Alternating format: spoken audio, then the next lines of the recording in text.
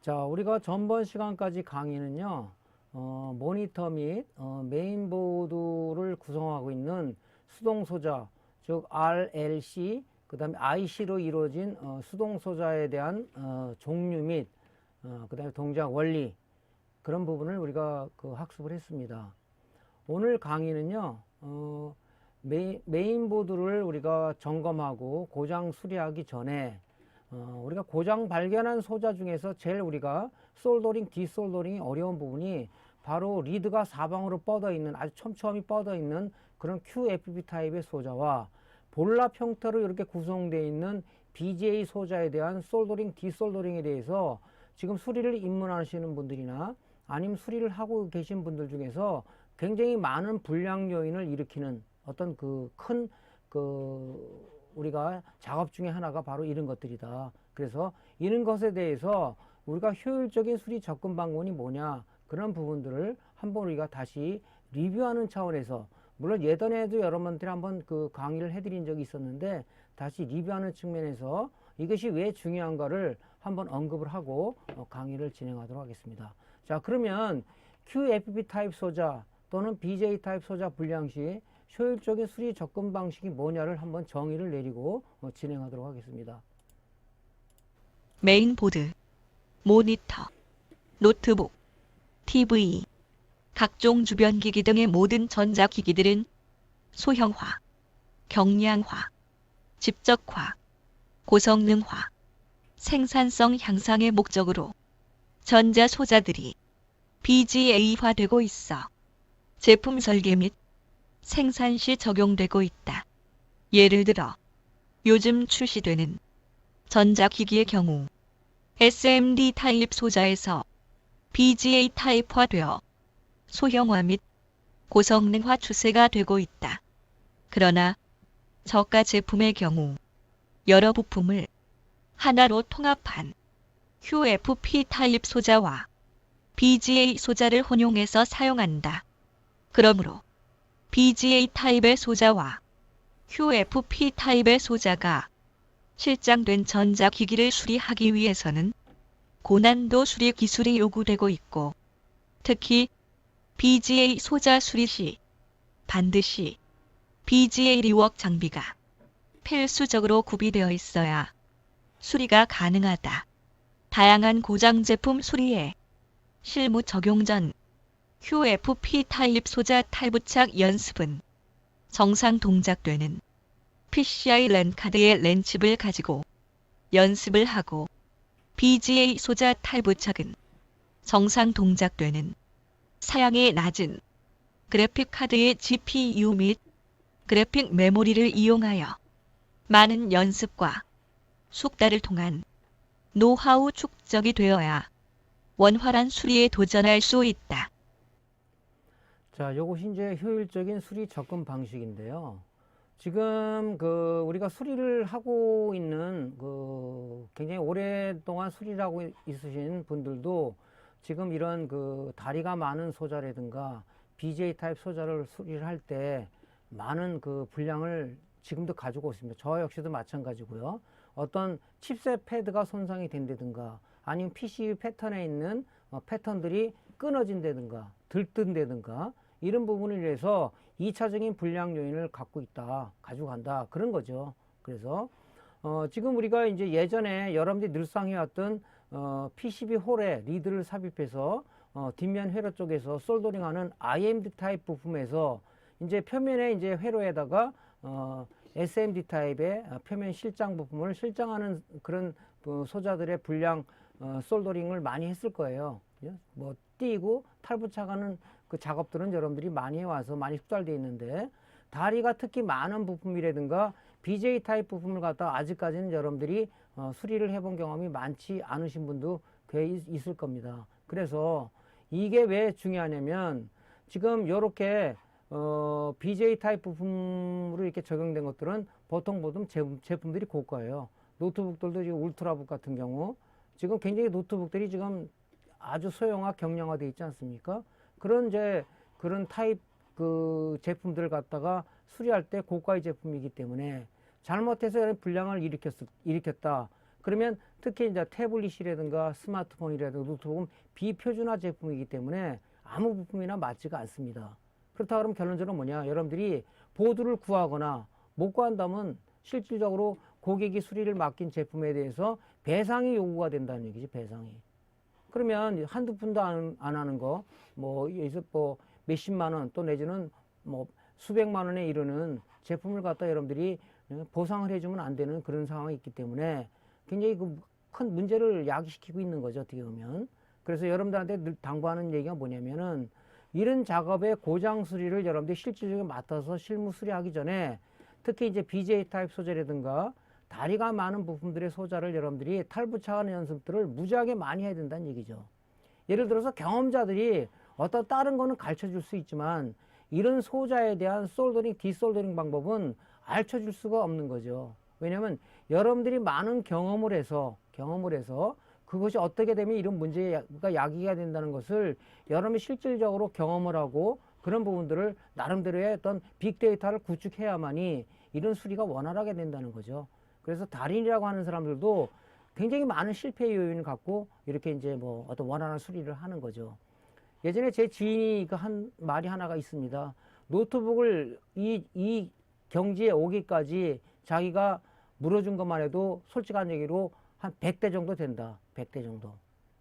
그러니까 연습을 많이 안 하고 그냥 실질적으로 고객의 어떤 접수된 고장 수리를 자기 자신감만 갖고 수리를 했다가 그렇게 물어준 적도 많다. 무슨 그것이 진실인지 거짓인지 모르겠지만 하여튼 그런 어떤 그 경험담도 내가 들은 적이 있습니다. 그래서 우리가 이제 이런 BJ 타입의 소자 같은 거는 쉽게 얘기해서 수리의 끝판왕이다 하는 거죠. 어떻게 보면. 굉장히 어렵습니다. 이게. 여러분들이 보면 쉬울지 모르겠지만 이게 어렵다고요. 근데 이제 보통 이제 수리 입문하시는 분들은 그게 뭐가 어렵냐 하고 할 수 있어요. 왜냐면 만약에 이 BJ 타입 소자에 어떤 그 솔더블이 접불이 났다 그러면 젤 플러스를 넣고 여러분들이 막 늘상하는 열풍기로다가 리히팅을 해서 난 살려서 잘 쓰고 있다. 근데 그것이 이제 뭐냐면은 그것이 사용 기간이 문제죠. 기간이. 볼납이 떨어졌다는 얘기는 결론적으로 뭐냐면 납이 이미 산화가 돼서 그 납은 납의 기능을 상실했다. 그럼 젤 플락스를 넣어서 다시 솔더링 해봐야 리히팅을 해봤자 한 달 이상을 버티질 못합니다. 제가 전에도 한번 얘기했죠. 무슨 우리가 이제 그 PC방하고도 거래를 하는데 리볼링은 이제 단가가 안 맞으니까 그냥 한 몇 달 쓰게끔 리히팅을 해주십시오. 이렇게 의뢰를 한단 말이죠. 그럼 저는 이제 일반 젤 플락스보다는 제가 이제 젤 플락스를 좀 이렇게 좀 효율성 높게 제가 제조해서 쓰는 타입인데 그렇게 해드려도 3개월을 못 버티더란 얘기죠. 그래서 결론적으로 이런 BJ 타입 소자 리웍은 이걸 다 떼어서 산화된 납을 다 제거를 하고 새 솔더볼을 얹어서 해야 되는데 이런 작업들이 굉장히 어렵고 여러분들이 나름대로 열심히 하고 이런 경험을 가지고 나름대로 어떤 실패 요인을 잘 분석을 하지 않으면은 수리가 진짜 그 강 건너 그 불궁이 하듯이 그런 상태가 될 수 있다 하는 얘기입니다. 그래서 이 중요성을 다시 한번 강조하기 위해서 하는 거죠. 그리고 또 요즘 보면요, 왜 이걸 제가 강조를 하냐면 여러분들 옛날에 이제 뭐 TV 수리를 좀 많이 하시는 분들이 많은데 옛날 일반 TV에서 요즘은 쌍방향 통신을 스마트 TV가 전부 다 보급되고 있는 거죠. 쉽게 얘기해서. 그래서 굉장히 어떤 고해상도, 고화질, 그 다음에 뭐 어떤 속도를 그 나름대로다가 요구를 하다 보니까 그러니까 소비자의 니드에 충족을 시키려다 보니까 이 지금 칩들이 많이 개발이 되고 있죠. 근데 개발되는 칩들이 전부 이 BJ 타입 소자로 가고 있다는 얘기죠. 이것들이 전부 다. 그래서 여러분들이 지금 BJ에 대한 나름대로 리허 연습을 하지 않으면 안 된다 하는 얘기를 강조하기 위해서 하는 거고요.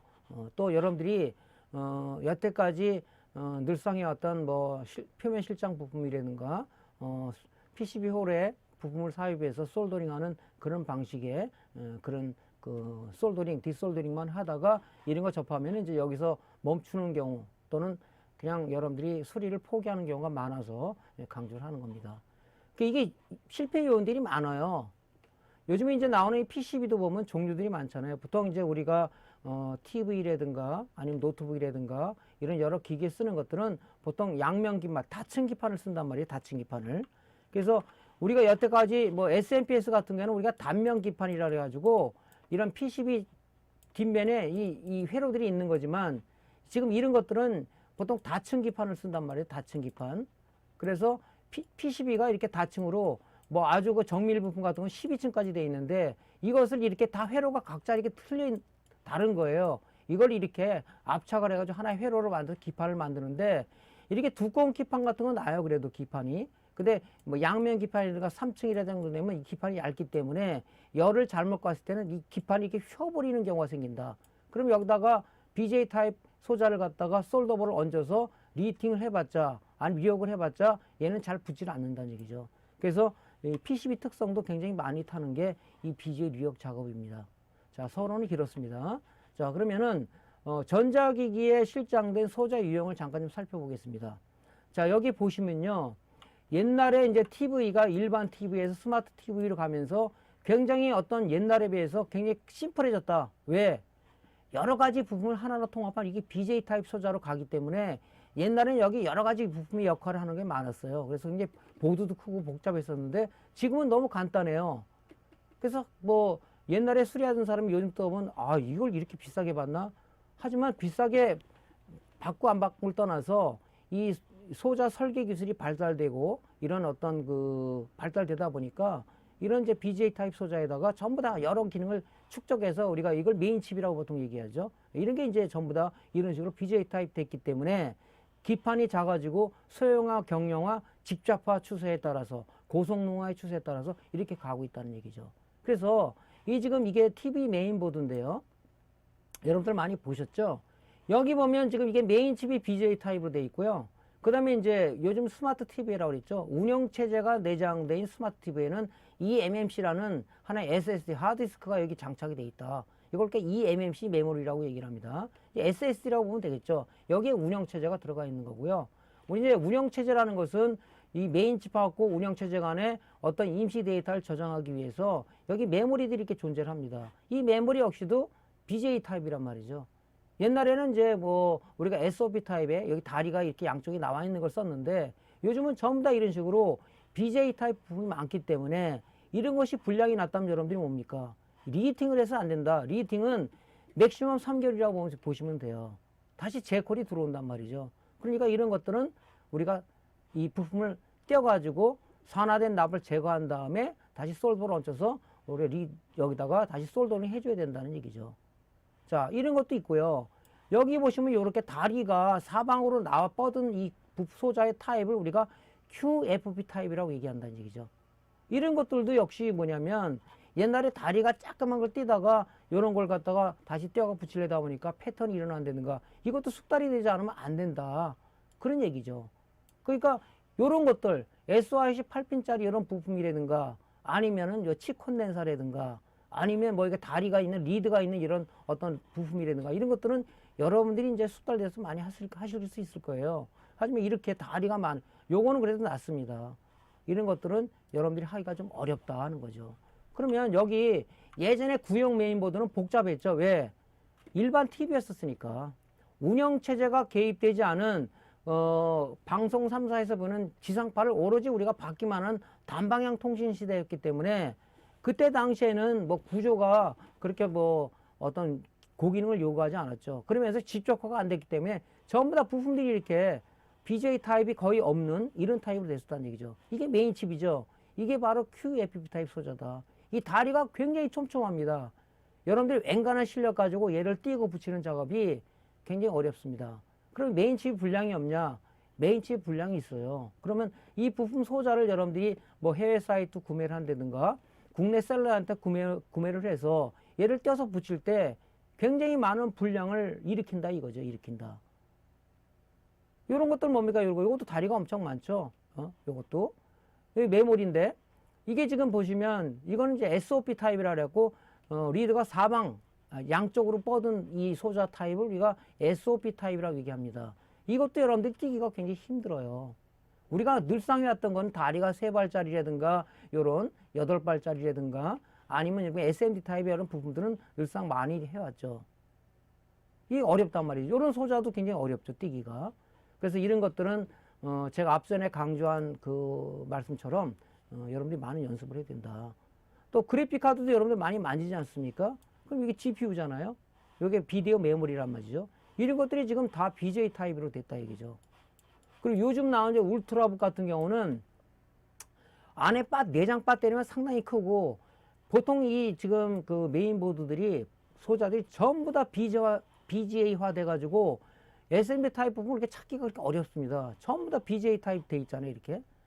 CPU도 지금 옛날에 소켓에 탈부착하는 방식을 떠나서 이렇게 아예 붙어 있습니다, 이렇게 이런 식으로. 그러니까 이거를 지금 여러분들이 수리를 하려 그러면은 우리가 뭐 시대 흐름에 맞춰서 수리도 해야 되잖아요. 옛날 같은 게 계속 들어온다는 보장도 없는 거고. 그렇기 때문에 여러분들이 이런 거를 연습을 하지 않으면 안 된다. 이것이 뭐 여러분들 늘상에 왔던 IMD 타입이라든가 SMD 타입의 이 간단한 8발짜리처럼 간단하게 되는 그런 문제가 아니라 많은 연습을 해야지 분량을 우리가 최소화할 수 있다는 하나의 그런 것하고도 일맥상통할 수가 있다 하는 그런 얘기를 말씀드릴 수가 있습니다. 그래서 샘플 한번 보여드렸는데 많이 보셨죠? 예. 그래서 이런 부분들이 굉장히 우리의 수리의 그 접근을 어렵게 하는 하나의 요인이기도 합니다. 또 스트레스도 많이 받고요. 그래서 이제 제 가까운 지인은 요즘 뭐 울트라북 요즘 아주 얇죠, 노트북들이.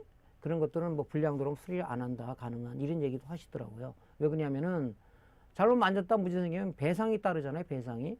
그러니까 일단은 이 얘기를 들어보니까 수리를 해더라도 재콜이 들어올 확률이 높다 이런 얘기를 하더란 말이죠. 예.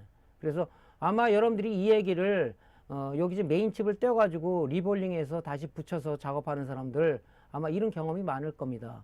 뭐 아직 경험을 못 하신 분들은 그런 것이 그럴까 하는 의구심도 가질지 모르겠지만 굉장히 많은 그 실패들을 겪었다는 거죠. 자, 그러면 이건 제가 실제 작업할 때 모습을 좀 찍어 놓은 건데요. 이게 지금 TV 메인보드죠, 메인보드. 요게 지금 그 eMMC 메모리 쪽에 운영체제가 손상이 돼서 얘를 다시 ISP식으로 써넣기 위해서 얘를 탈거하는 겁니다. eMMC. 그럼 보시면은 이 패턴들이 말이죠. 요게 지금 이 칩셋 패드가 여기에 솔더링 되는 거죠, 여기에. 요런 이 패턴들이 굉장히 실 패턴이에요. 잘못했을 때는 뭐냐, 이 패턴이 일어나거나 끊어지거나 하는 그 아주 큰 사고가 벌어집니다. 그러면은 여기 끊어진 패턴이 우리가 안 쓰는 노 커넥션, NC라고 그러죠. NC 노 커넥션이면 굉장히 문제가 아닌데 데이터 시트를 검색해서, 근데 이것이 만약 쓰는 패턴이다 그러면 연산을 못하니까 TV가 오동작이 되겠죠. 예. 그래서 요걸 띄는 것도 패턴이 아니라고 떼야 되고, 여기 지금 산화된 납을 갖다가 다 제거를 해야 되잖아요. 솔더 윅을 가지고. 그랬을 때도 우리가 이걸 잘못하면 여기 지금 요 패턴들이 날아가 버려요. 작기 때문에. 이건 크게 확대해서 그렇지, 요 지금 이 MSC 메모리는 여러분들이 엄지손톱보다 작습니다. 요게. 크게 확대해서 그렇지. 그 요것도 우리가 여기 잔납을 제거할 때 여러분 너무 힘줘서 디솔더링 작업을 해가지고 이 칩셋 패드가 벌어져서 나중에 여기다 솔더를 얹었을 때 얘랑 엉켜붙는 사태가 벌어진다. 엉켜붙는 도 아니고 쇼트겠죠. 요런 것들은 다 회로란 말이죠. 예. 그래서 요렇게 지금 굉장히 어려운 지금 그 문제가 사실 이렇게 큰 거는 좀 나요.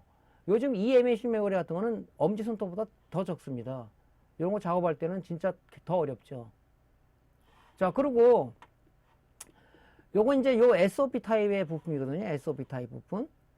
여기 지금 우리가 옛날에는 요렇게 eMMC 썼는데 옛날에는 낸드 플래시 메모리라 그래가지고 요렇게 요 SOP 타입의 부품은 리드가 양쪽 사방으로 나오는 부품을 얘기하는 건데 요것도 다리가 굉장히 촘촘합니다. 그래서 여러분들이 이런 것도 연습을 많이 하지 않으면 안 된다는 얘기가 뭐냐면, 여기 있는 패턴들이 굉장히 실 패턴들이에요. 요것이. 잘못하면 이것이 일어나거나 날아가 버린단 말이죠. 요것도 마찬가지로 이 잔납 붙어 있는 납을 갖다가 잘 제거하지 않으면 잘못 다루면 이게 리드가 끊어져 버립니다, 이게.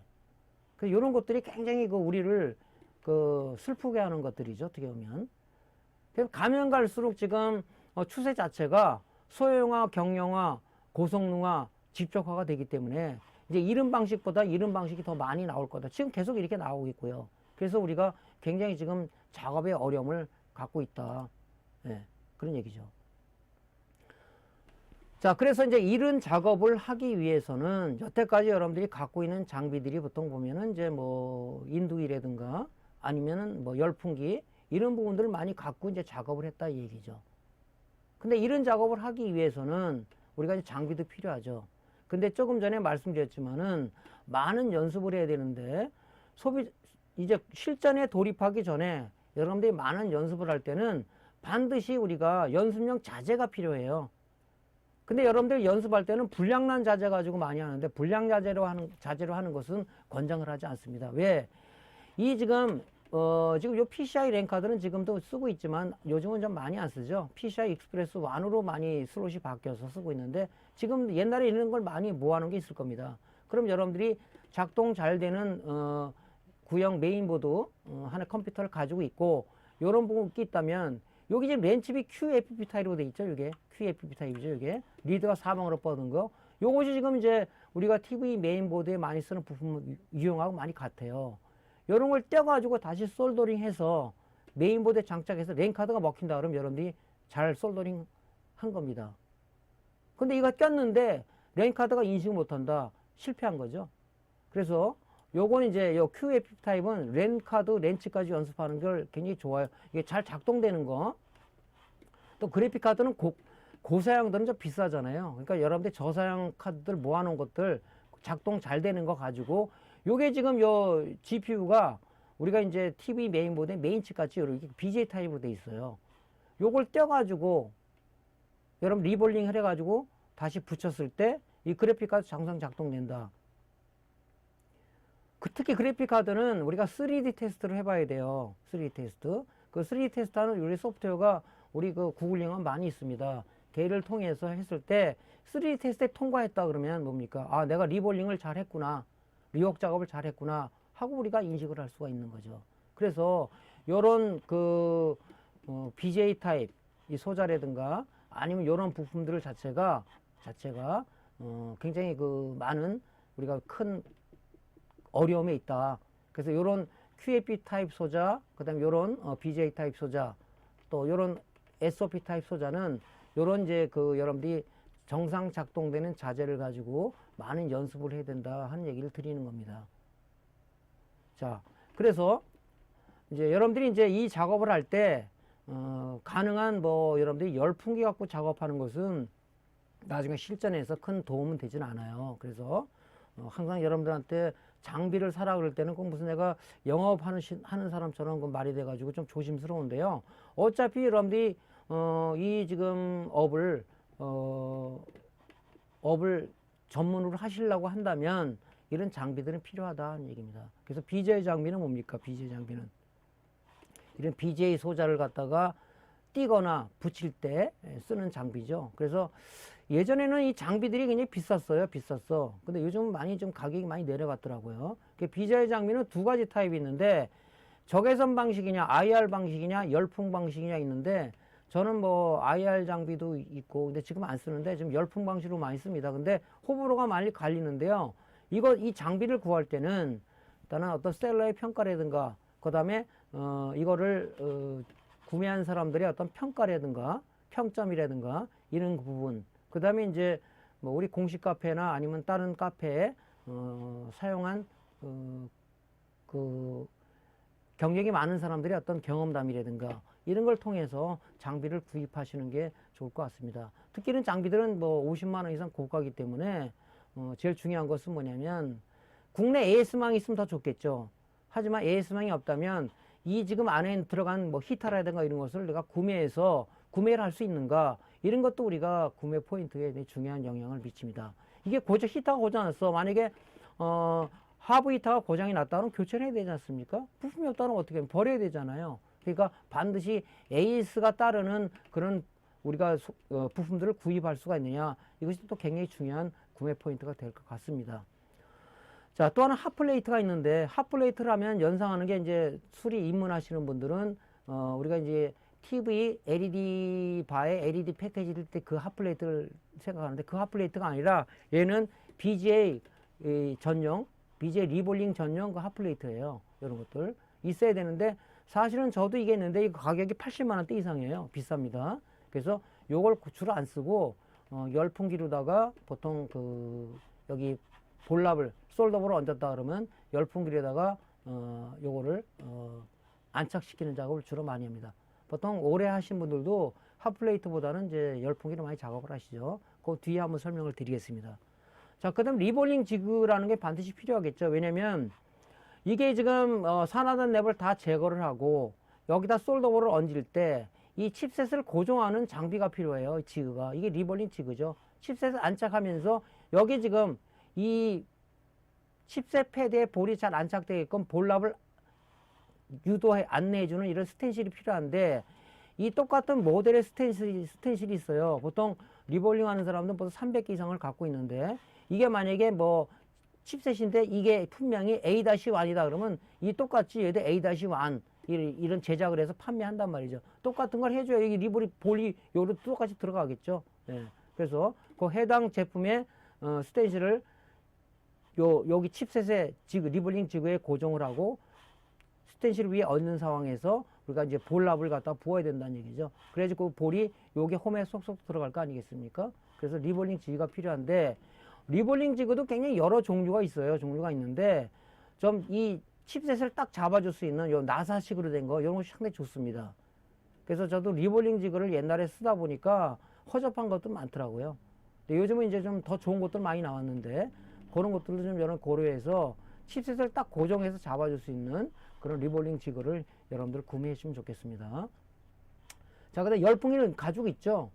그 열풍기를 좀 안 좋은 거 가시고 계신 분들은 항상 장비 살 때는 조금 돈이 들더라도 지명도 있고 그다음에 고장률 없고 그다음에 잘 어떤 작동되는 이런 열풍기를 구매하시는 거를 좀 권장을 드리는데 기존에 있다면 뭐 어쩔 수가 없겠지만 장비 사시지 않으신 분들은 좀 더 이런 분을 고려해서 사시는 게 좋을 것 같습니다.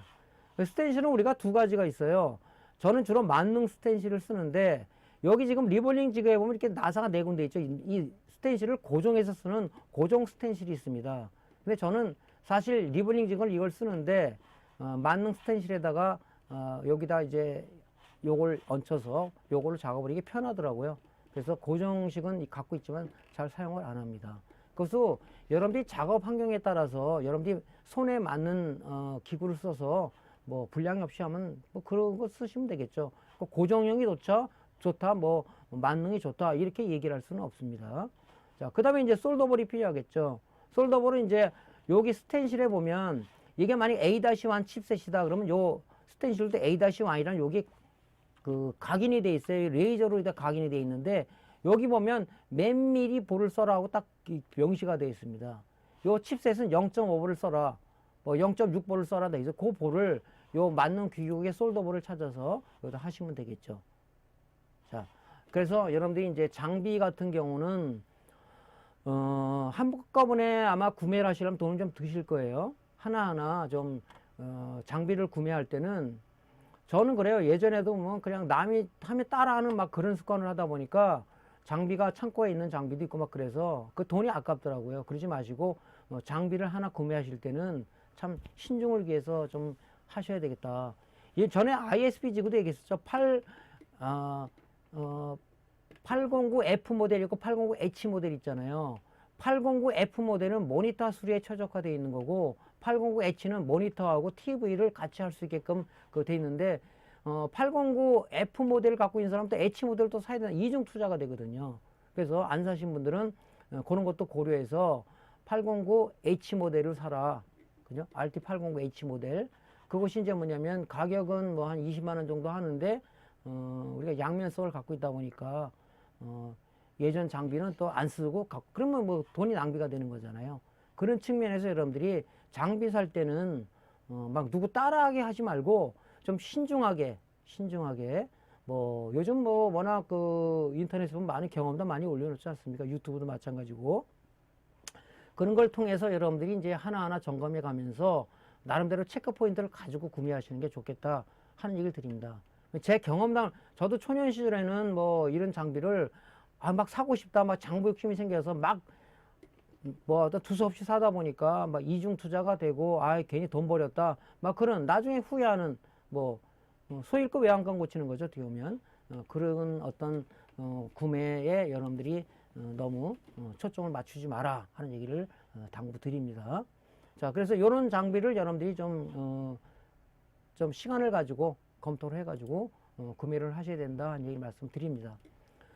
자, 그러면 이제 지금부터는 뭐냐면 제가 이제 이런 QFP 타입 소자라든가 BJ 타입 소자를 저는 이렇게 작업을 해왔다 하는 경험담을 여러분들한테 다시 한번 실질적으로 말씀을 드릴게요. 물론 이 방법보다 더 좋은 방법이 있다 그러면은 또 여러분들이 이제 공식 카페라든가 저 유튜브 채널을 통해서 같이 공유를 해서 같이 배워 나갔으면 좋겠습니다. 자, 그러면은 이 QFP 타입 소자 이거 참 띄기가 굉장히 어렵죠. 우리가 렌칩은 이런 형식으로 생겼지만은 요게 지금 요건 이제 메인보드 슈퍼 와이어 칩도 굉장히 다리가 확대해서 그렇지 실제 보면요. 여러분 뛸라 그러면 이거 어떻게 뛰지? 이 수의 입문하시는 분들도 겁이 먹는단 말이죠. 지금 수리하는 저도 이런 거 뛰려면 이거 머리 아픈데 이런 생각이 든단 말이에요. 이거 불량 나면 어떡하지? 특히 이제 메인보드 슈퍼 와이어 칩은 열에 약하기 때문에 이런 것들은 조심해서 떼야 된단 말이죠. 뭐 그렇게 생각하실 수 있어요. 고장 나면 뭐 그냥 중고 메인보드 사서 해지. 근데 이제 공장에서는 산업용 메인보드 같은 건 특수하기 때문에 여러분 수리할 때 좀 조심하셔야 됩니다. 그래서 이런 QFP 타입 소자를 우리가 뛸 때는 두 가지 방법이 있어요. 하나는 아주 예리한 카타카를 가지고 여러분들이 카타카를 다 가지고 계시죠. 카타카를 쓰던 거 말고 이런 작업할 때는 새 카타카를 장착을 해서 여기 지금 QFP 타입 소자 여기 요 리드와 요 세라믹 막, 이 보호막이 만난 요 지점, 여기를 아주 기술적으로 카타칼로 자르는 겁니다. 이 리드가 아주 얇고 구리 재질로 되어 있기 때문에 적당한 힘을 가면 또 이 리드가 잘라집니다. 잘라져요. 싹 잘라가지고 사방을 쫙 이렇게 여기 자르고 이렇게 잘라가지고 너무 힘을 주면 밑에 이 칼날이 들어가서 이 패턴을 갖다 끊어먹는 경우가 있으니까 조심을 해야 됩니다. 그래서 여러분들이 이제 렌카드 가지고 많이 연습을 하라는 것이 그건 고장나도 괜찮잖아요. 단가도 싸고. 그래서 그거 했을 때 요 칩이 끊어지면 요 칩셋만 딱 드러내고 나머지는 뭡니까? 젤 플락스 발라가지고 납을 여기다 붙여 하면 그냥 아주 잘 떨어지죠. 이게. 그렇게 하는 방법이 있고요. 요것이 불안하다 그러면은 SM들이 리니멀 킷이라는 이런 또 부품들도 나와요. 이것이 뭐냐면 우리가 일반 납은 인두에 납을 붙여서 딱 리드에 납을 붙이는 순간 인두 팁이 지나가는 순간 납이 여기 굳어버리지 않습니까? 굳어버려요. 다시 여기 납을 녹여야 되잖아요. 근데 리몰 킷에 들어있는 납은 뭐냐면 내가 여기 납을 갖다가 솔더링 해드려도 일정 시간 그 온도 200도면 200도를 유지하고 있는 그런 납입니다. 그런 납이에요. 그러니까 뭡니까? 이 리몰 킷의 납을 이용해서 쭉 사방을 간 납을 솔더링을 했어요. 그 온도가 200도, 250도를 유지를 하기 때문에 버큐펜으로 드러내면 쑥 들어 올리겠죠. 그래서 초보자 같은 경우는 이제 이런 SM 리몰 킷을 이용해서 리몰 킷 납을 이용해서 요 칩셋을 이런 아주 어려운 QFP 타입 소자를 갖다가 원활하게 뛸 수 있는 이런 것도 나옵니다. 이런 것도. 그래서 이것이 이제 단점이 뭐냐면은 약간 좀 비싸요. 약간 좀 비쌉니다. 그래서 요걸 가지고 작업하면 좋다.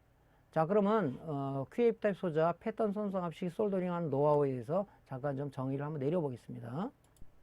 SMD QFP 타입 소자가 불량이 발생하여 교체를 위해 불량 소자를 탈거 시 열풍기나 인두로 소자를 탈거할 때 PCB 패턴을 손상시키는 사례가 많이 발생한다. 디솔더링 기술이 많이 연마가 되어야 리드가 많은 소자 탈거가 가능한데 SMD 리무벌 키트를 이용하여 초보자도 쉽고 빠르게 탈거할 수 있다. 일반 납은 시간이 지나면 금방 식는 데 비하여 SMD 리무버용 납은 일정 시간 동안 온도를 유지하므로 리드가 많은 QFP 타입 소자를 효율적으로 탈거할 수 있는 장점을 지니고 있으나 단점으로는 가격이 조금은 비싼 편이다.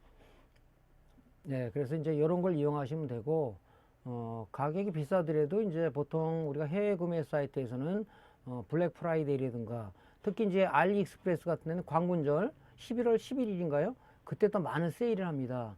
그래서 이제 저 같은 경우는 요런 이제 부품이라든가 이런 장비를 구입할 때는 주로 이제 일반 평상시보다는 세일 기간이 있어요. 그때를 통해서 많이 저희가 제가 구매를 합니다.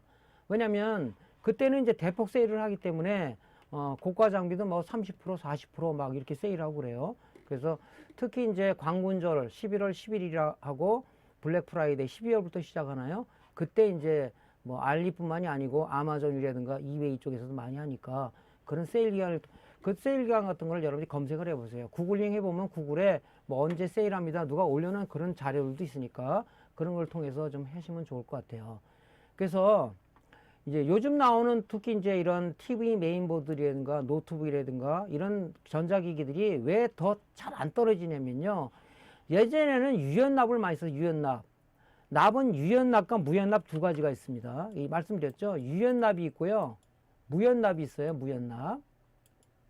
이 차이가 뭐냐면 유연납은 주로 납성분만 주로 100% 가지고 있는 성분이고요. 무연납은 납하고 플러스 뭐냐 주석 성분이 같이 포함된 납이기 때문에 이 납만으로 되는 유연납 같은 경우는 융점 녹는 점이 좀 낮아요. 이게. 근데 얘는 주석이 섞여 있기 때문에 융점이 높습니다. 유연납보다 무연납이 한 40도 정도가 높아요. 40도 정도 이게. 그러다 보니까 잘 안 떨어집니다.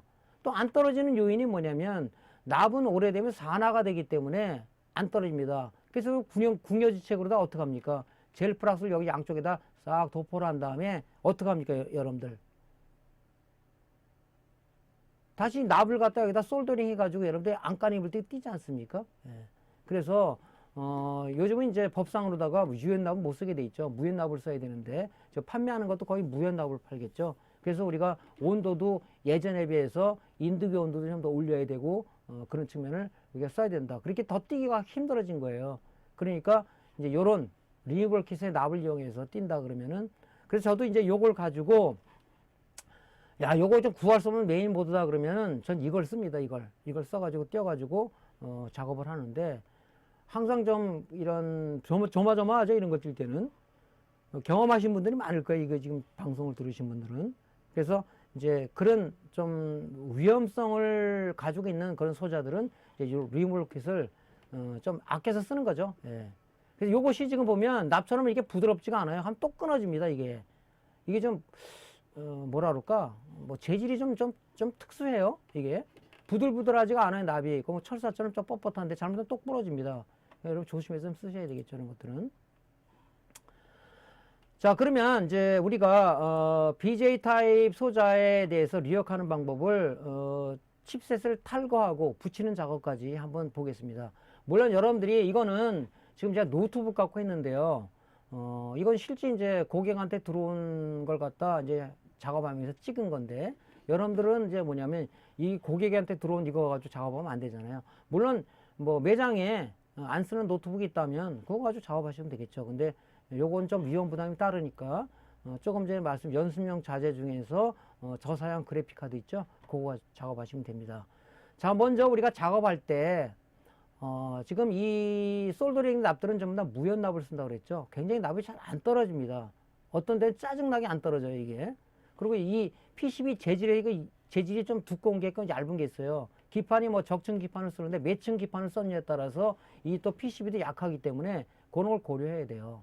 그리고 여기 지금 젤 플락스를 이제 도포를 하는데 젤 플락스는 좀 여러분들이 좀 저가를 쓰지 말고 좀 고가 제품들을 써주길 바랍니다. 자, 먼저 이 칩셋이 불량이 난 거라고요. 냉납이 났다는 얘기죠. 냉납이. 그럼 얘를 띄워야 되잖아요. 그래서 뛸 때는 우리가 보통 이제 젤 플락스는 두 가지가 있어요. 액체 형식으로 되어 있는 게 있고 젤 타입으로 되어 있는데 액상 플락스는 젤에 비해서 성능이 많이 떨어집니다. 그래서 보통 우리가 이런 리역 작업할 때는 보통 이제 그 젤 플락스를 많이 쓰죠. 근데 젤 타입으로 되어 있기 때문에 이 칩셋 사이로다가 이것이 안 들어간단 말이죠. 이것이. 그래서 좀 젤 플락스를 충분히 양쪽에 도포한 다음에 열풍기를 가지고 살짝 녹여주면은 얘가 젤이 액상화가 되면서 이 칩셋 사이로 다 스며들죠. 이렇게. 너무 또 많이 바르면은 뭐 나중에 TC를 갖고 세척하면 되겠지만 그래도 그러니까 이것이 경험이 필요한 거죠. 어떻게 보면 그죠? 여러분들이. 그래서 이런 식으로 스며 들어가게끔 여러분들이 이렇게 작업을 하시면 좋습니다. 액상 플러스로 또 해봤는데 액상 플러스보다는 젤 플러스가 이게 더 좋아요, 성능이. 그래서 보통 이런 거 작업할 때는 여러분 리히팅 할 때도 보통 액상 플러스는 안 쓰죠. 젤 플러스 쓰죠. 그 이유가 바로 성능의 차이가 있기 때문에 그렇습니다. 자, 그래서 이제 이렇게 액상 플러스를 좀 이 집어넣는 이유가 뭐죠, 여러분들? 이 무연 납이고 산화된 납이기 때문에 우리가 이제 젤 플러스는 그 납을 잘 붙게 하는 성분도 있지만 잘 떨어지게 하는 성분도 있습니다.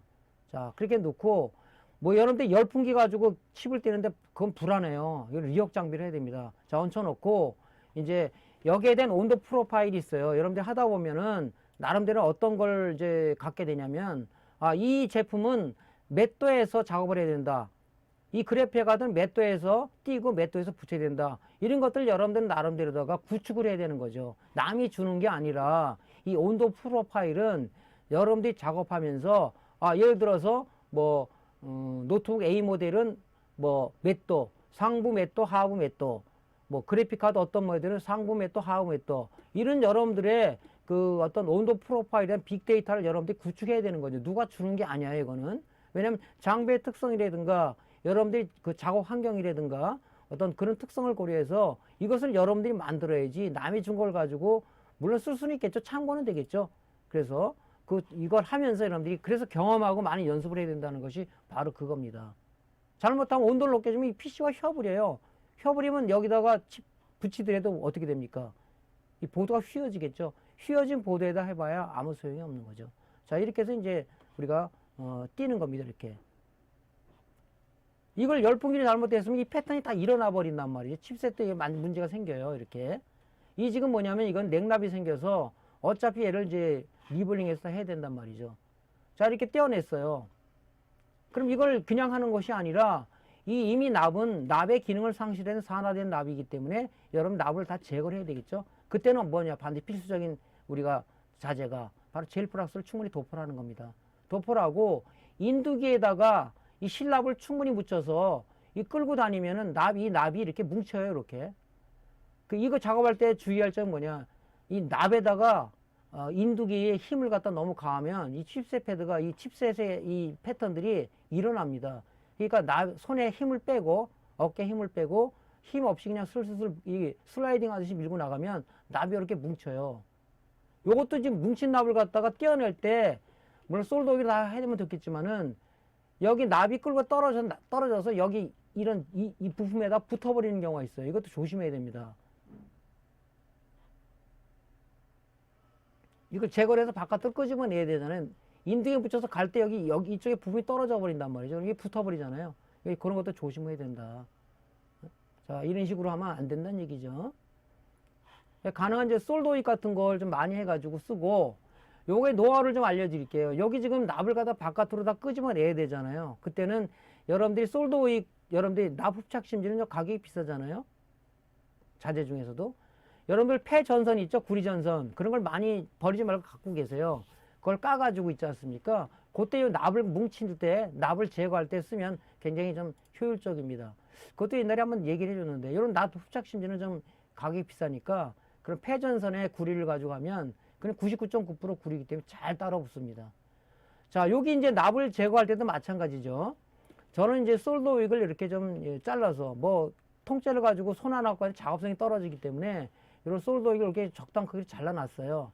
잘라가지고, 이거 할 때도 중요한 게 뭐냐면, 여기 지금 솔더 윅에다 젤 플러스를 충분히 묻힌 다음에, 항상 인두기에 힘을 좀 빼야 돼요. 힘을 하게 되면 이 패턴이 일어나요. 이것이.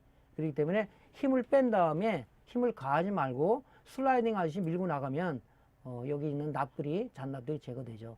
이때 이제 쓸 때는 여러분들이 요거 이 디솔더링 할 때는 잔납 제거할 때는 이 솔더 윅을 아끼지 마시고 젤 플러스를 아끼지 마시고 여러분 충분히 잘 제거해 주셔야 다시 칩셋을 갖다가 솔더링 했을 때 불량 없이 잘 될 수가 있다. 굉장히 조심해야 됩니다. 이 지금 패턴들이 노트북도 굉장히 실 패턴들이에요. 이 패턴이 날아가면 아주 골치 아픕니다. 연결할 수 있는 방법이 없어요. 원래 연결하는 걸 어떤 노하우도 올려놓은 사람도 있던데 그것은 아니죠. 왜냐하면 납이 칩셋이 열이 많이 받게 되면은 아무래도 그 쇼트가 날 확률이 높죠. 그래서 패턴이 끊어졌다 하면 실패한 거라고 보시고 여러분들이 쓰시면 안 되겠죠. 그런 것들은. 저는 이제 이거를 지금 그 동영상 찍느라고 막 작업하는데 이게 아마 지금 동영상 찍으면서 작업하면 좀 힘들어요, 이게. 자, 이런 식으로 여러분들이 젤 플락스를 좀 충분히 도포해서 솔더에도 지금 우리가 이 젤 플락스를 좀 묻혀서 잘 제거를 해 주시면 됩니다. 이 작업을 우리가 노트북만 국한되는 것은 아닙니다. 여러분들 이제 TV 메인보드의 메인 칩이라든가 아니면 T콘보드의 T콘이라든가 이런 것들이 BJ 타입 되는 것이 굉장히 많습니다. 그런 부분들을 여러분들이 똑같은 작업이라 생각하시고 하시면 돼요. 그 다음에 항상 한 다음에 뭡니까? 이 TC 세척제 가지고 깨끗이 좀 작업을 깨끗이 해줘야 돼요. 뭐 더 좋은 방법이라는 부직포 같은 거로 깨끗이 닦아주면 더 좋겠죠.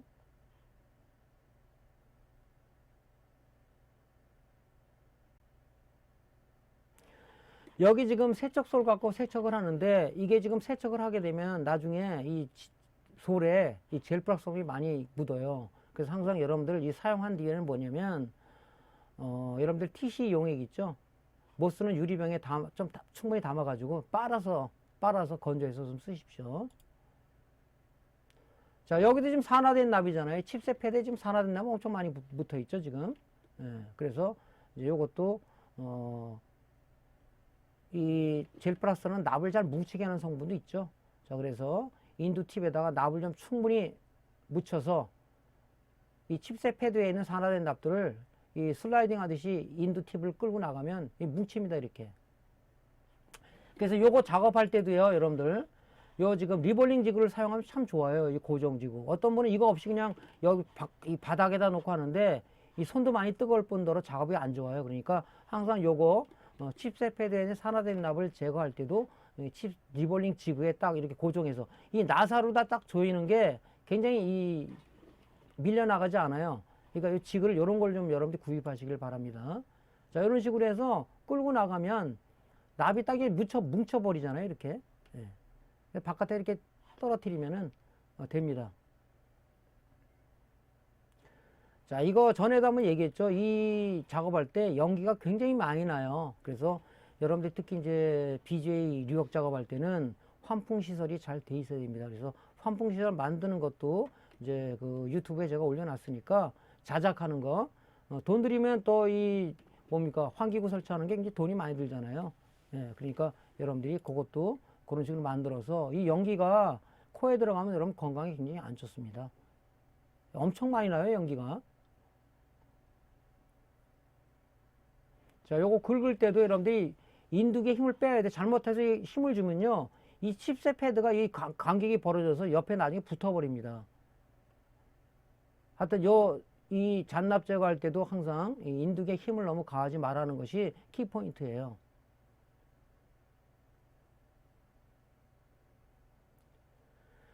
하여튼 뭐 제가 말씀하지만 이런 그 BGA 타입 소자라든가 이런 것들은 여러분이 연습만이 살 길이에요. 연습 안 하면 안 돼요. 연습 안 하면은 이건 방법이 없습니다. 누가 노하우 가르쳐 줄 방법이 없어요.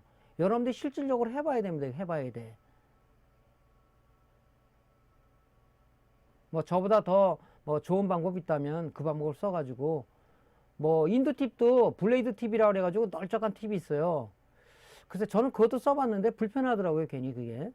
블레이드 팁이 이게 한 3, 4개 종류가 있는데 그것도 장착해서 해봤는데 저는 잘 안 쓰고 있는데 뭐 엑스박스나 이런 그 플레이스테이션 수리하는 사람들은 그런 블레이드 팁을 써가지고 하는데 뭐 그런 건 뭐 가능할지 모르지만 이런 것들은 외래 저는 그래서 사람마다 호불호가 갈리는데요. 여러분들 블레이드 팁도 한번 써보세요. 예. 또 여러분들은 더 편할 수 있으니까.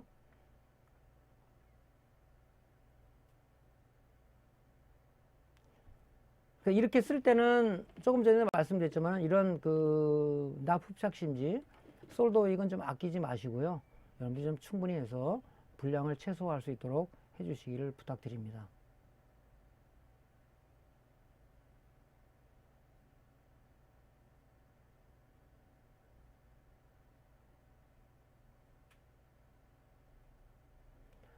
자, 이거 항상 할 때는 마지막에 마무리가 세척이라고 그랬죠. 예.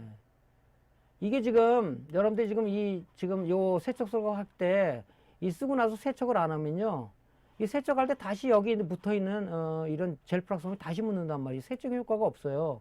그러니까 여러분들이 세척수를 한 두세 개 갖고 쓰시든가 아니면은 티슈에다가 세척을 좀 빨아가지고 쓰시든가. 이게 잘 안 조이면 계속 빠져버리죠, 나사를. 자, 이제 리볼링을 하는 거죠. 산화된 납을 잘 긁었으니까, 자, 스텐실을 얹기 전에 이 젤 플락스를 도포를 만드셔야 돼요. 왜냐면은 그냥 스텐실 얹고 이 젤 플락스를 안 바르고 스텐실에 얹어놓고 볼을 하면 볼이 고정이 안 됩니다. 이 젤 플락스는 점성이 있어서 납을 갖다 좀 고정시켜주는 역할을 하기 때문에 이 젤 플락스를 이렇게 도포를 하는 거죠. 너무 많이 바르지 말고요. 어떠신 분은 이게 발라가지고 명암 같은 걸 좀 긁어내시더라고요. 뭐 그건 여러분들이 작업 방법에 딸린 거니까 어떤 게 좋다 나쁘다 얘기는 할 수가 없어요. 그러니까 여러분들이 경험해서 좋은 방법으로 하시면 됩니다. 자, 이게 만능 스텐실이죠. 저는 이제 고정용 스텐실보다는 이게 만능 스텐실을 씁니다. 이렇게. 그러니까 열풍기로 얘를 볼을 안착시키기 위해서, 볼을 솔더링 하기 위해서 이렇게 씁니다. 이렇게. 이 스텐실이 많죠. 여기 해당 모델의 이 제품 모델명이 있죠. 여기 모델명. 몇 미리 볼을 쓰라는 게 여기 나와 있어요. 그래서 이제 앉혀놓고 얘를 흔들리지 않게끔 고정을 해야 되잖아요. 근데 고정 스텐실이 아니기 때문에, 만능이기 때문에 여기다가 여러분들이 뭡니까? 캡톤 테이프로 고정을 시키는 거죠. 어떤 사람 이걸 이 캡톤 테이프는 내열 테이프라고 그러죠. 350도까지 열을 견디기 때문에 녹지는 않습니다. 근데 여기다 일반 OP 테이프나 스카이 테이프는 안 돼요. 녹기 때문에. 그러니까 항상 캡톤 테이프를 여기다가 고정을 시키는 게 중요하다 하는 것이죠.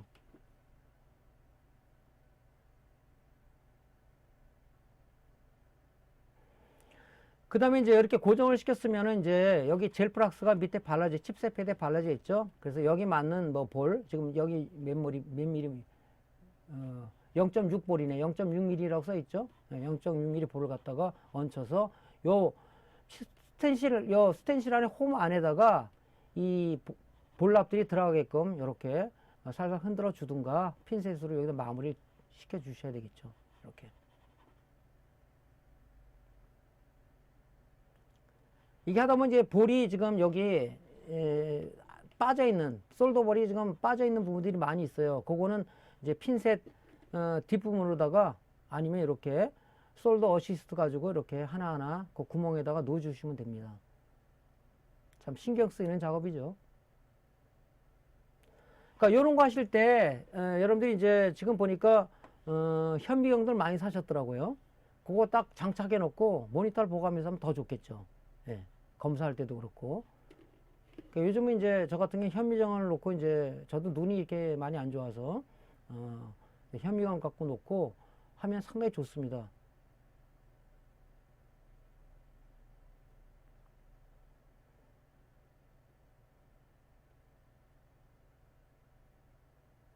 예, 이런 볼이 많이 빠져 있죠. 예, 이런 볼을 갖다가 여러분들이 이제 요 구멍에다 다 집어 넣어야 돼요.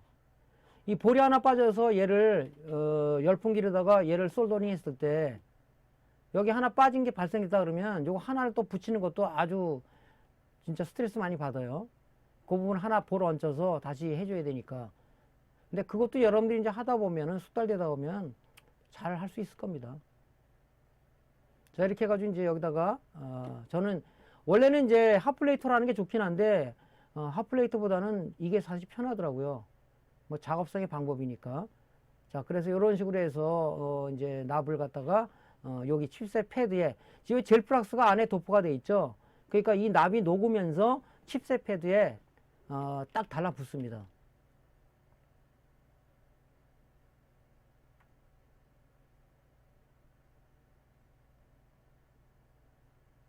이게 납이 녹으면요, 현미경 놓고 작업을 하다 보면 납이 녹으면 이렇게 납이 녹는 게 모습들이 보입니다. 이게.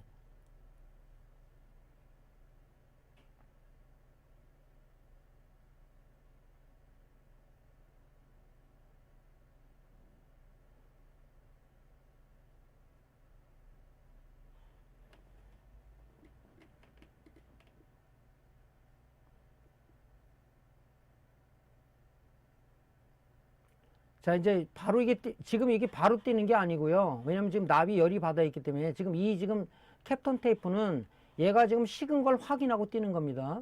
바로 뛰는 게 아니에요. 바로 뛰면 이게 납이 지금 열을 받아 있기 때문에 틀어지면서 문제가 생길 수가 있습니다. 그러니까 이게 식은 다음에 이제 캡톤 테이프를 띄라는 얘기죠.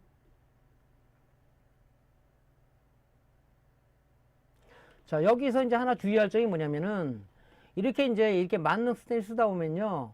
요게 지금 이 패드하고 스텐실이 잘 분리가 안 돼요. 이게 분리가. 요것도 노하우인데 카타카를 넣어서 이제 하면 잘 안 떨어집니다. 이게. 그래서 하나의 방법은 뭐냐면요. 여러분들 이제 액상프락스 있죠? TC 세척제 그거를 큰 그릇에 담아가지고 얘를 좀 약간 담가 놓으세요. 담가 놓으면은 잘 떨어질 수가 있고, 또 하나 하는 방법은 요게 지금 식었을 때 열풍기로다가 살살살 조금 열을 가하면서 뛰면 잘 분리가 됩니다. 뭐 그것은 여러분 작업을 해보세요. 어떤 게 더 좋으신지. 그래서 이렇게 이제 칼날을 살짝 집어넣어 가지고 너무 힘을 주면 안 되겠죠. 잘못하면은 이 볼랍이 떨어져 버려요. 붙어 있는 게 완전하게 붙은 건 관계없지만은 좀 덜 붙은 건 떨어지기 때문에 또 떨어진 볼랍을 하나하나씩 또 이식을 해줘야 된단 말이죠. 그런 것들이 또 골치 아픈 일이죠. 짜증나죠, 어떻게 보면. 자, 그러니까 조심해서 여러분 뛰세요, 이거. 왜냐면 안 떨어지잖아요, 이게. 그러니까 예전에 제가 한번 테스트 해보니까 TC에 좀 담가가지고 한 3, 4분 정도 담가가지고 뛰니까 잘 떨어지더라고요.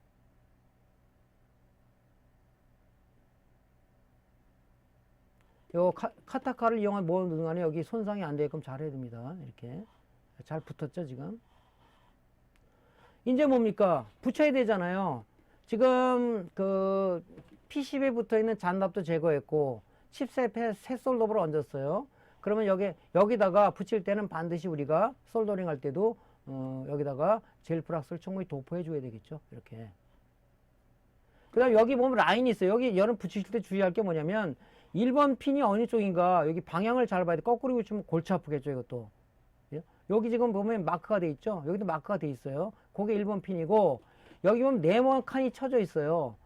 너무 정확하게 안 맞춰주셔도 되냐면 납이 녹으면서 제자리를 보통 찾아 들어가거든요. 자, 그래서 온도 프로파일 띄워놓고 이제 우리가 리히팅 작업을 합니다. 왜 BJ 장비를 쓰라고 말씀을 드리냐면요. 우리가 열풍기를 했을 때는 여기 칩셋 패드 쪽 그 상부 쪽만 열을 가하기 때문에 이 칩셋 패드 쪽은 납이 잘 붙을지 모르겠지만 하부 쪽에는 납이 부실하게 붙을 수 있어요. 이 BJ 장비는 뭡니까? 여기 하부에 히터가 또 있죠. 하부에서 열을 가해서 밑에도 붙여주고 상부에 히터가 해서 상부와 하부와 열을 가해주기 때문에 칩셋 패드 쪽이나 아니면 PCB 패턴 쪽에 견고하게 납이 붙는다. 그런 얘기겠죠, 이게.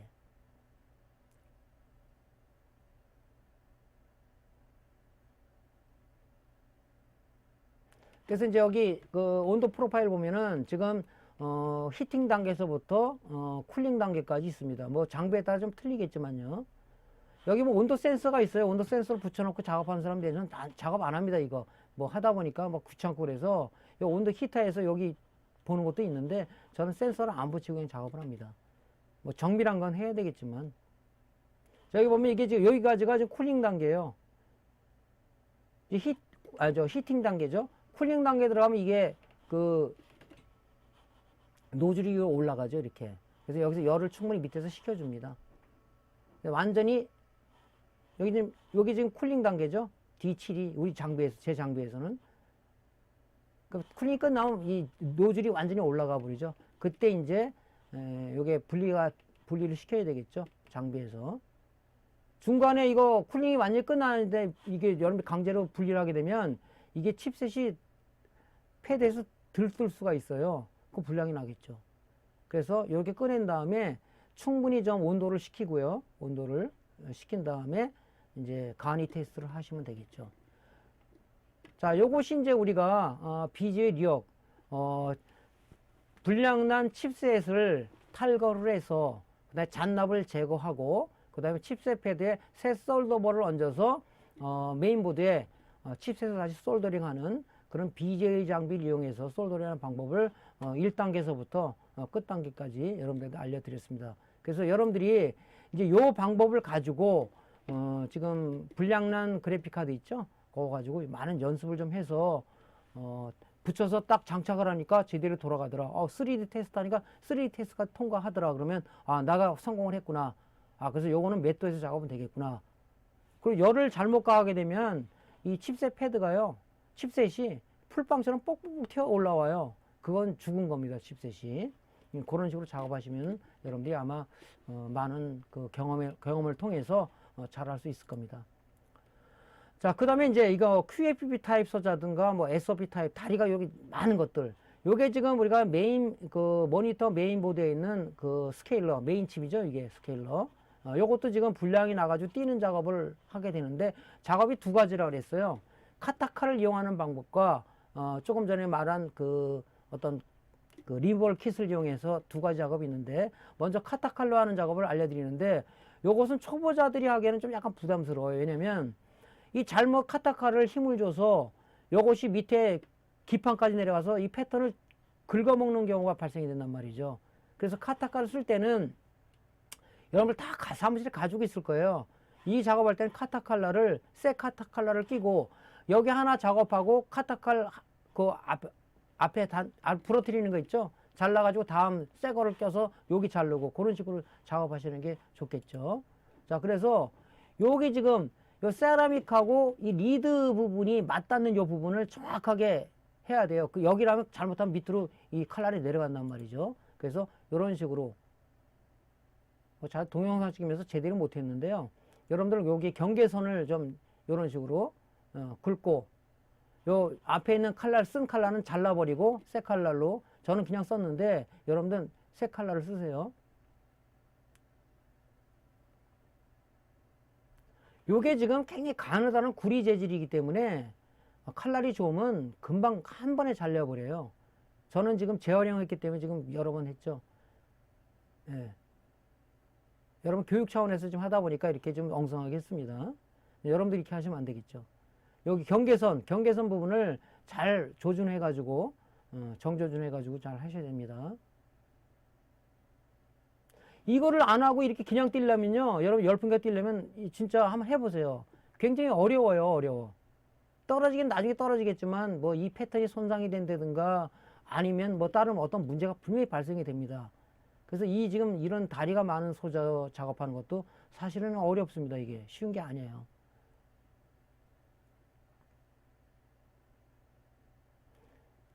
그러니까 이 칼날을 지금 안 바꾸고 지금 해서 지금 이런 문제가 생기는 거죠. 여러분들은 하나 쓰고 잘라서 또 쓰고 이렇게 새 걸로 쓰세요. 자, 이렇게 해서 싹 드러내면은, 자, 요거만 이렇게 싹 드러내지죠.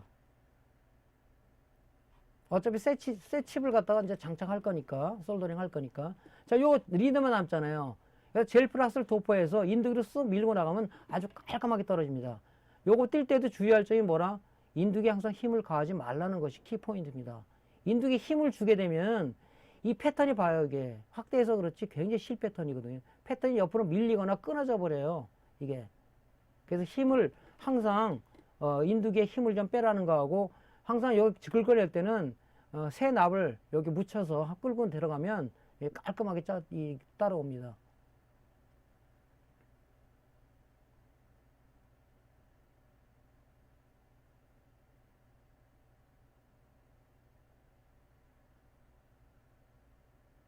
이건 사실 뭐 제가 백날 얘기해봐야 소용이 없어요. 여러분들 실질적으로 경험을 해봐야 그렇구나 하고 여러분 느껴야 되는 거지. 뭐 작업을 안 해보고 맨날 동영상만 봐서 여러분들 도움이 뭐 되긴 되겠지만은 실제 작업하는 것이 중요하다.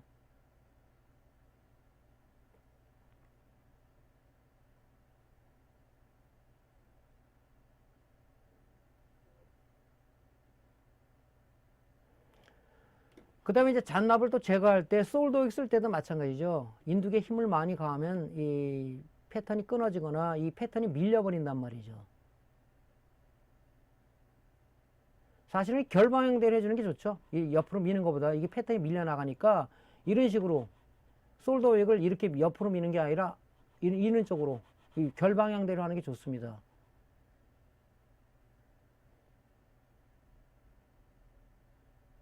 이렇게 하다 보면 옆으로 이 밀려버리거든요. 결방향대로다 이렇게 이런 식으로 요런 식으로 요런 식으로 이렇게 해주는 게 좋겠죠.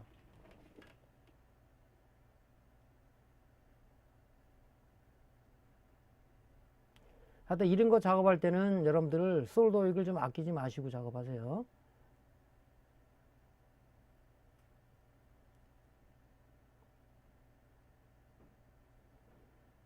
자, 여기서 힘을 이렇게 줘버리면요. 여기 보이시죠?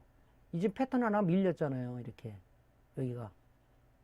뭐 큰 문제는 없겠지만, 이런 현상이 발생이 된다. 하는 얘기죠. 자, 반드시 세척을 해줘야 된다.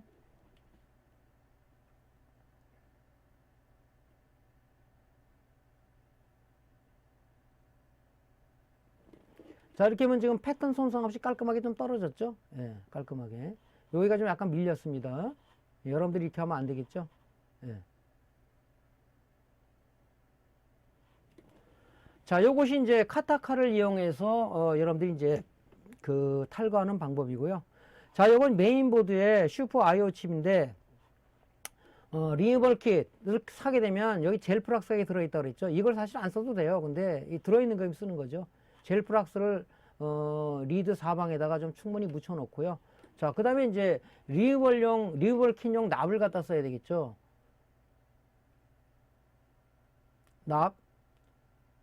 납이 이게 굉장히 뻣뻣해요, 이게. 예, 쭉 바릅니다. 충분히. 이 온도가 유지가 된다고 이렇게 안 녹잖아요, 지금. 굳지가 않잖아요. 예.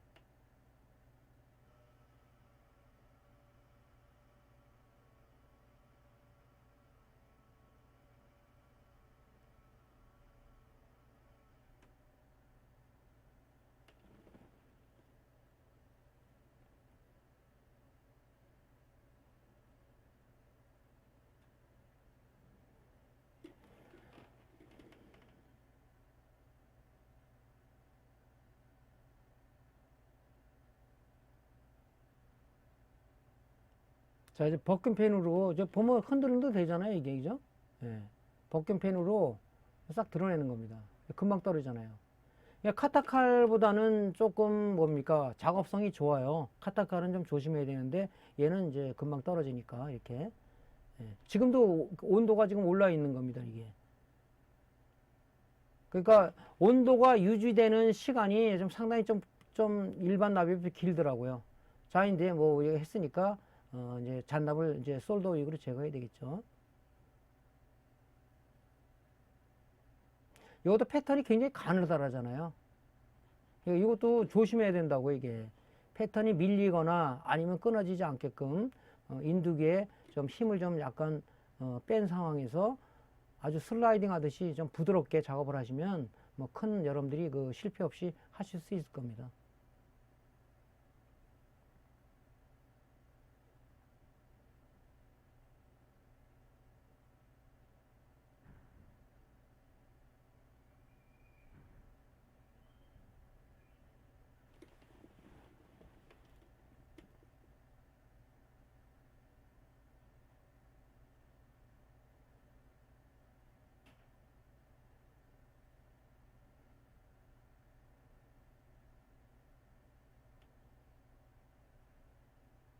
자, 패턴 손상 없이 깔끔하게 됐죠.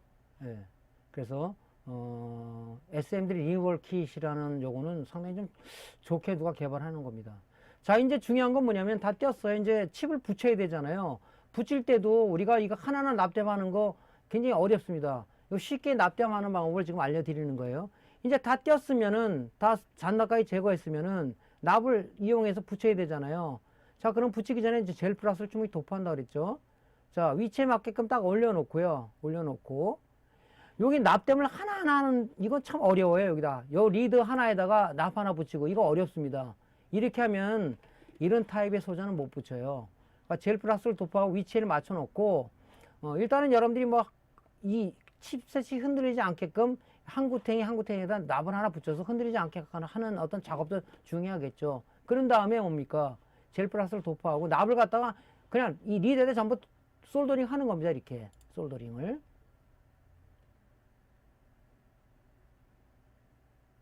일단 납을 좀 해서 고정을 해야 되겠죠. 맞췄다면 안 흔들리게끔.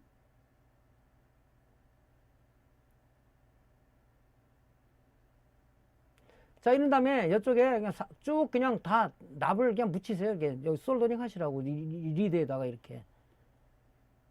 왜? 우리한테 제일 좋은 게 뭐 있다? 솔더윅이라는 납 흡착 심지가 있기 때문에 좋습니다. 이거 작업할 때도 이런 칩들은 열에 그렇게 아주 관대하지는 않습니다. 그러니까 여러분들이 빨리 작업하는 게 좋겠죠. 예, 납을 좀 충분히 이렇게 묻히는 거예요. 이게 제일 좋은 방법입니다. 뭐 다른 여러분이 좋은 방법이 있으면 뭐 하시면 되겠지만 제가 해보니까 이게 제일 좋더라고요. 이렇게 작업하는 게.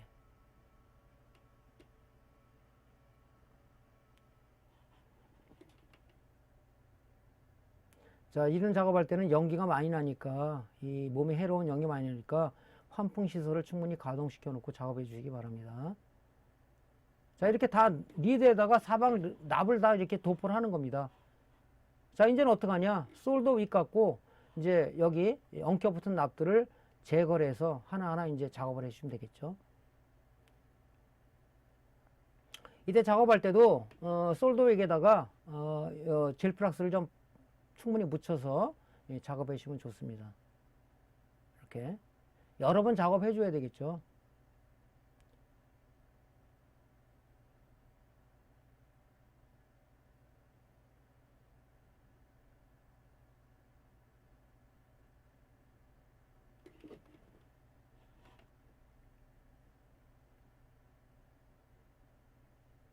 그러니까 이런 거 작업하실 때는 마음 급하게 먹지 마시고요. 차분하게 최대한의 분량을 안 만들겠다. 그런 마음으로 차분하게 작업하셔야지 막 급하게 작업하면 또 안 되니까 차분하게 이렇게 해서 여러분들이 작업을 하시는 게 좋을 것 같아요.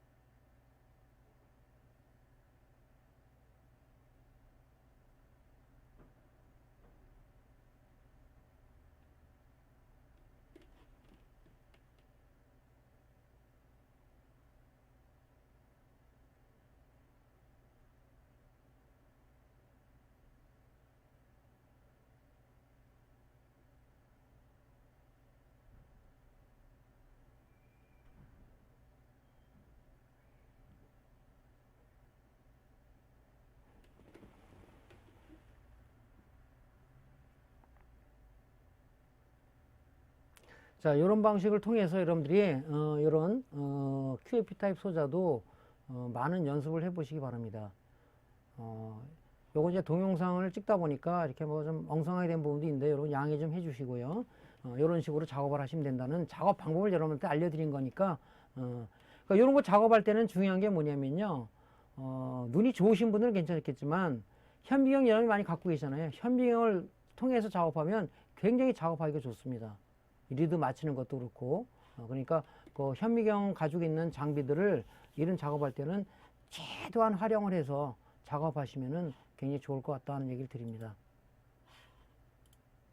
자, 그래서 여러분들이 이제 양부 판별 고장 수리 들어가기 전에 QAP 타입 소저와 BGA 타입 소저의 수리 접근 방법에 대해서 말씀을 드렸고요. 이것이 왜 중요한가에 대해서 중요성을 다시 한번 여러분들 말씀드렸으니까 이 시간 이후에 여러분들이 그 연습용 자재 가지고 많이 연습해 주기를 당부드리고요.